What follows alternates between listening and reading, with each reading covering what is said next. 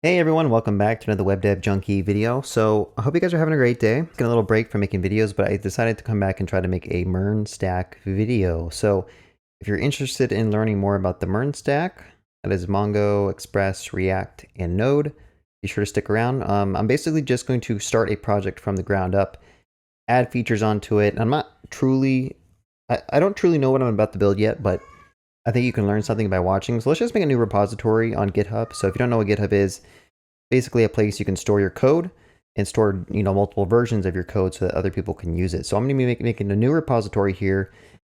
And the application idea that I had in mind was like making an application where you can keep track of the things that are in your pantry. So like your food items or the things in your refrigerator.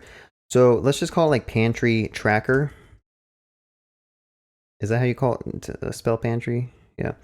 All right, so let's make a new repo called Pantry Tracker, and I will just create the repo here. So that is basically all you need to do to create a GitHub repository. And then once you've done that, you can go here, and this is the actual repo. What you can do is if you have SSH set up, where basically you created a SSH key on your machine, and you went into your GitHub settings and kind of added that key, then you should be good to just basically copy this URL and do a git clone on it, right? So let's go back to VS Code. I guess is this way. I'm gonna go into my workspace. Let me zoom in a little bit. So workspace is where I like to keep all my projects. So I'm gonna do a git clone, and I'm gonna clone that pantry tracking application. Okay, so it says you appear to have cloned an empty repository. Let's just go ahead and go to the Pantry Tracker app. And I like doing code-r dot basically to open up a new VS Code terminal to that directory. Because if you notice right now, I'm like not actually open with any folder. If you want to, you can click open folder and go to that. But I like doing this approach because it's just easier. So let's just go ahead and get started. The way I like to set up my projects is I like to make two folders. So I make a client folder and a server folder. And inside those two folders, I basically have my node/express/mongo setup. That will be in the server folder. And then in the client, I'd have like React. I'm not sure if I want to do like Next.js or just plain React. I'll probably just do plain React because that's what a lot of people want to learn. Yeah, let's just start with the client and see what we can do. So I'm going to go into that client folder, and I'm going to say npx actually create React app. And I'll do dot so that it pretty much creates a React project inside that client folder. We shall see in a second, it'll create a bunch of files here. So like I said, this is like a live coding session, so I don't really have an idea in my head about what exactly I'm building. I just want to kind of make a series of videos with me just building a full stack MERN application from the ground up. So be sure to comment after every video if you have like suggestions as to what I should add in terms of features. But hopefully I can stick with this and keep working on it. So at this point, we should have a React application that we can run. So I always forget what scripts I can run. So I'm going to open up the package.json and look here. And it looks like npm start is what you can do to basically run that new React project. So if I run npm start, that is going to navigate me over to my web browser and go to localhost 3000. And if you see that spinning React logo, then you're good to go. By the way, if you are a subscriber to my channel, you might have noticed I'm not doing my green screen right now, and I am in a different location. I kind of like packed up my green screen stuff and moved it around. I'm kind of doing something a little bit different, so hopefully you don't get mad that you can't see my face, but I guarantee you it looks the same as it did before, so don't worry about that. Let's just go ahead and, where are we at now? So we have an actual React project set up with the front end. What I like to do is also get the back end kind of scaffold out. So I'm just going to go ahead and cancel this for now. And I'm going to cd back into the server. So now we're in the server folder here, which is empty, and we can kind of like create a new Express application, right? So what I like to do is npm init-f. That should create a package.json file where we can start installing dependencies and whatnot. So off the top of my head, there's a couple that we need. Like we need to install Express. We probably want CORS. I don't know what else we might need. There's probably like a Mongoose package that we could bring into. A lot of stuff I'm going to refresh my memory. I don't do Mongo development full time, but everyone always asks for MERN stack tutorials, so kind of like the situation I am right now. Yeah, so as you can see, if you're not familiar with like repositories in GitHub or Git version control, there's like a node modules folder here, which we don't want. So I'm gonna make a new git ignore file, make sure I put that in the right folder, and I'm gonna put node modules in that so that when I try to add this code and commit it, it's not gonna add these like a million packages to my repo and make my repo really large. All right, change the license to MIT and do a start. So for the backend, what I typically do is in the server folder, I'm going to make a new like index.js file. Actually, I'm going to make a folder called source. And inside source, I'm going to put that index.js. So that's kind of like the entry point for our Express application. And once you have that set up, you can just go ahead and modify your package start script. And I could say like, we want a script called start, which is basically going to run node on that file that we just created. Okay, so I can say npm start, and that should run that index file that we just created, right? So this is to verify that. Never hurts to just do incremental steps, print out a hello world message, and make sure that it prints out. Okay, so now using Node, we're able to run our backend service file. So we have a React project kind of set up, and then we have a backend project that we're working on right now. So kind of going off of memory, I'm pretty sure to set up an Express application, you have to first require it. So I'm going to make a variable called express. I'm going to require express. And then I think what you typically do is you do like const app is equal to express. And then app.listen on port, whatever you want to do. I'll just do port like 8,000 or 5,000. I don't know if it really matters. And I think there's like a callback function you can have here. So when it successfully loads, you could say like, I don't know, server listening on port 5,000. Listening. Did I spell listening? I'll just say hosted because that's easier to type out. My English spelling is terrible. So why is this complaining about a... Okay. All right, so let's try this again. I'm going to say npm start on my server, and it's going to say server hosted on port 5000. So that means that our server is actually running. And we can actually verify that using Thunder Client in just a second. Before we do that, so we have a server running on port 5000. But we need to kind of create an endpoint that we can hit to verify this is working. So I'm going to do an app.get on the route. And I'm going to say like, if you're not familiar with Express, basically this is a way to register routes. If that doesn't make sense to you, we'll show you in just a second. But basically if you hit localhost 5000 / that's going to call this function, okay? This is just a callback function that gets invoked. And typically there's like a request object and a response object that's passed to your callback. So if the user sends in some data, you might want to process that data, talk to a database, fetch data from the database, and then using the response object, you can send data back. So I'm going to say res.json, and I'm going to say like message of hello world. Okay, so now we're just made like a little endpoint that we can hopefully use. I'm going to restart my service and going to either Thunder Client, or the easiest way is just go here and localhost 5000. I can't type right now. All right, we got back some JSON that says message of hello world, okay?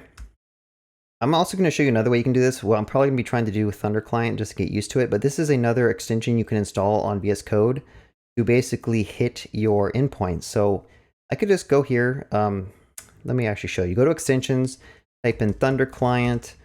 It should pop up. Maybe just Thunder. Here it is, Thunder Client. You click install, and then you should get this little thing over here. All right, so once you've got that panel that you can actually click on new request, you can actually start doing a request to that endpoint. So remember, our server is running on localhost 5000, so I could do a request to localhost 5000 / and I can change the get request method. I could do get, post, put, patch, delete, you know the drill. These are just HTTP request methods that are going to be sent in a header, and our server basically processes those and calls whatever .get function, .post function, .patch function, and we'll kind of cover this later on in the series. But for right now, let's just try doing a GET request to that endpoint, and we get back some JSON that says hello world. And like I said, this is a live coding, so I'm just kind of jumping around and just improving code where I see it needs improvements. And one of the improvements that I see is that like as you save files, you have to cancel your actual run and restart your server, which is kind of a pain in the butt. So what I like to do is install NodeMon, which is another package you can install. And when that's done installing, I can actually go into my package JSON and I can kind of modify that create or start script, which we defined here on line 7. And instead of saying node, I could say NodeMon and go ahead and start my server. So same flow as before, but now whenever I save my server files, it'll restart my application for me. Okay, so now I can like make changes, save it, and then do a request. So if I do like hello here, save it, we get back hello with exclamation marks. Okay, it's just a nice little tool to have. Okay, so what I like to do at this point is like we actually have a working server and we actually have like a working front end. So I'm gonna go ahead and just make another terminal down here and go to the client and just start my my React application. And I want to connect my React application up to that running backend, right? So let's just go ahead and try to do that. We don't need Thunder Client anymore, so I'm going to close that one. And yeah, let's try to get the message that says hello world. And let's just print that out in the front end, okay? So let's just go to our React front end and go to the source folder and go to app.js. And let's just try to modify this and just build upon the React app to kind of get what we want. All right, so starting off, let's just get rid of, do we want to get rid of this stuff? Let's just modify this to say like hello world, okay? But the hello world message is going to come from the backend, so it's going to be dynamic. And to do that, you can basically use something called a use effect hook, so that when this app component mounts, it's going to invoke a function just once to fetch some data from the backend, and then we can put that data in state. All right, so again, this isn't like a super beginner friendly tutorial. This is more of a live coding session. So I hope that you are kind of familiar with React, but I'll try to explain stuff as I'm doing it. All right, so you might say like, okay, Cody, you didn't really explain like all this other stuff.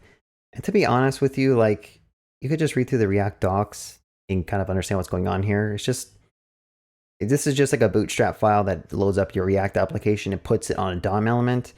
And then in your public folder, you have an index file where that React application is going to be injected. Okay, so the React is basically going to put your app component here and all of its children in here. I'm probably missing a lot of like fundamental stuff with React, but you could just go watch like a Brad Traversy tutorial if you want. He'll do a better job at explaining than me. So when the app component mounts, we want to try to do something. All right, so what I could say is use effect. And if I press enter, that should hopefully, I think I have a plugin that kind of scaffolds this out for me, but you need to make sure you auto import it, which is not working for some reason. Why is that not working?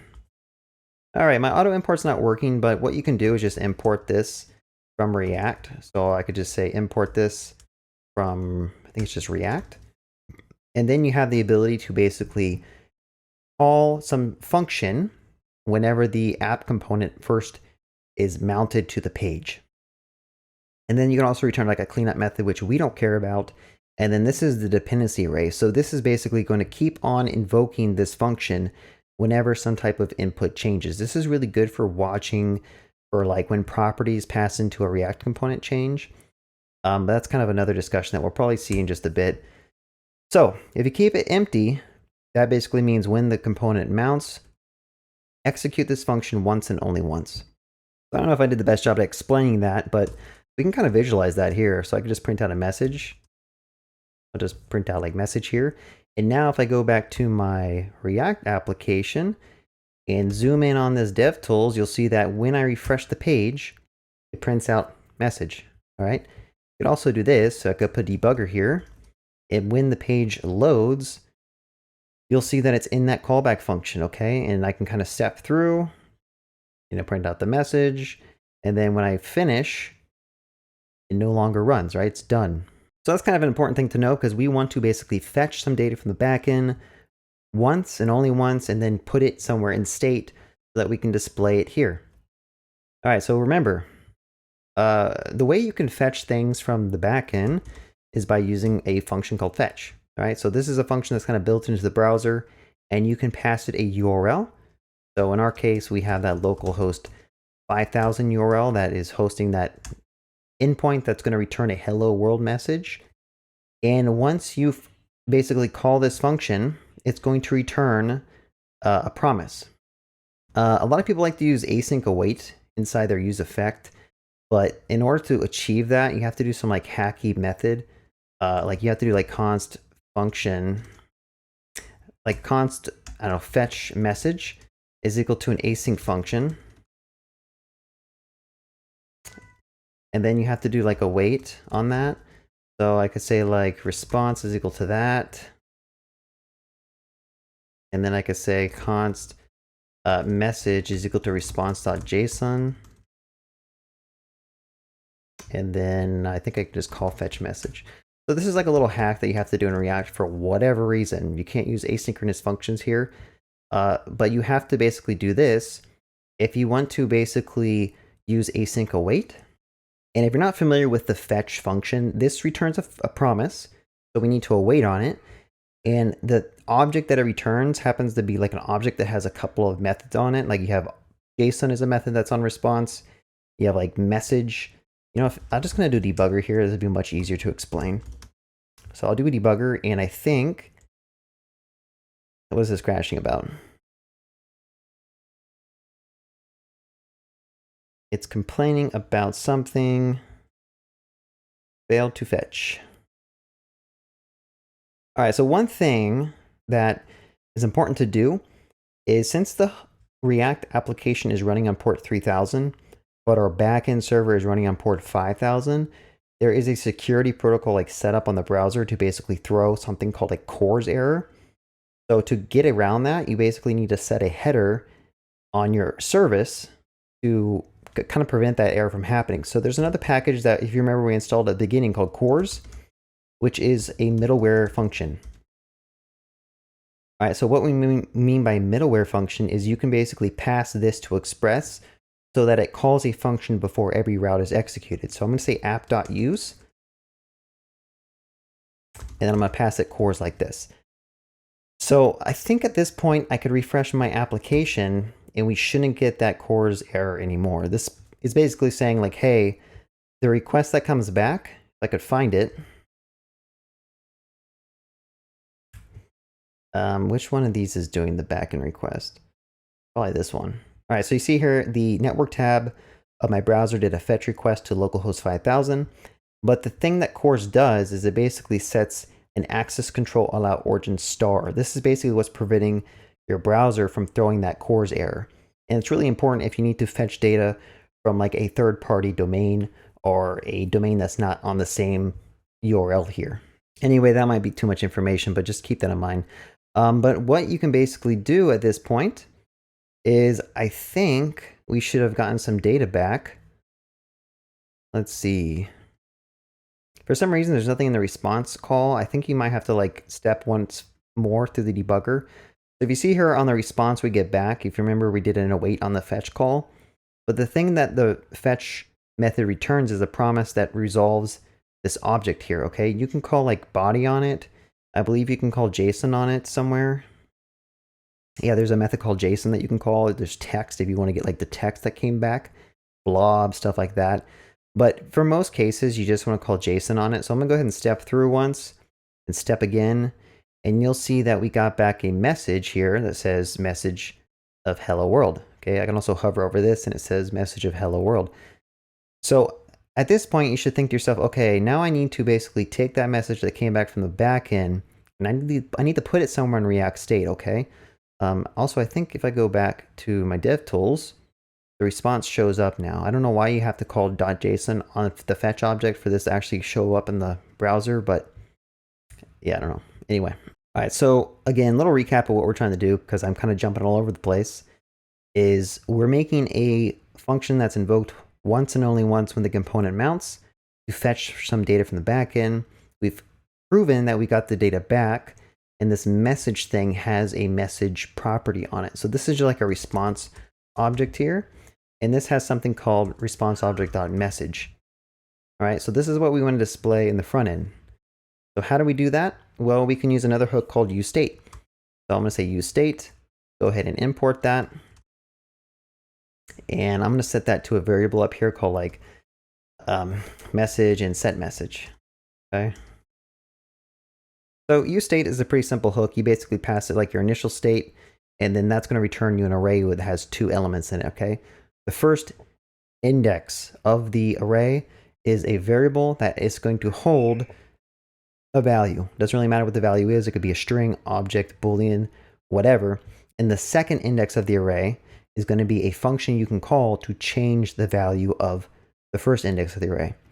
Kind of confusing if you're a beginner, but it should hopefully like make more sense as you start using it. So if we want to display this message that we got back from the backend, what we need to do in React is basically call set message here and pass to that response object message that we just talked about. Okay. So that will basically update our state here when the request comes back. And I'm going to kind of show that in the front end real quick. Let's go to, if you have your React like components, a DevTools set up, this is a good way to visualize your state. So if you hover over and click on your app, you'll see on the right side, there's a hooks panel, I guess, or hooks section. And this is where all your state or effects are basically listed out. You'll notice here that the first thing says state of hello world. That is representing the first state hook that you've used and the value of it, right? So just to kind of clarify that, if I say like what is up instead of putting response object.message, you'll see that this thing changed to what is up, right? Because when this executes, we're going to change the state value here and put that in message. So let me undo that a little bit, and a little shorthand, since we know message is going to be on that object, we can just do this, which might be a little bit cleaner to understand. All right, so now for the last step is how do we actually display that message to the page? Well, we need to basically do some type of React interpolation using these curly braces, and I could just put the state variable here, okay? So if you're new to React, this is basically how you can take variables and put them on the page. So curly brace and just put whatever JavaScript expression you want. And if I go back, we will see that our message came back that says, hello world. And just to really drive this point home, let's just go to the service. And I'm going to go ahead and put some exclamation marks to what the backend endpoint is going to return. I'll save that. NodeMon should restart the service for us. And now when we refresh our page, you will see that the message that we got back from the backend is actually that new message, okay? And we can further kind of inspect that network request here where we did the GET request on port 5000 and see that we got back hello world exclamation marks from the backend service. All right, so I kind of wanted to keep these videos like bite size. So what I'm going to do is after every video, I'm going to go ahead and commit what I got. So here's another little like crash course into Git. If you're using VS Code, you can basically click on this third source control icon, and that'll tell you all the files that have changed in your project, which you can see is quite a lot. So you can actually like click through some of these to see like how they've changed over time or like what lines have changed. But since these are all brand new files, it's just going to have nothing on the left side. So this doesn't really help you visualize what has changed. All the green lines mean that like all this stuff was added. It's a new file where we had a bunch of stuff added.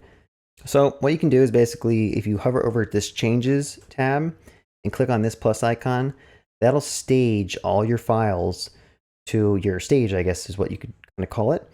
And after you've added all those files, you can go here and you can add a message.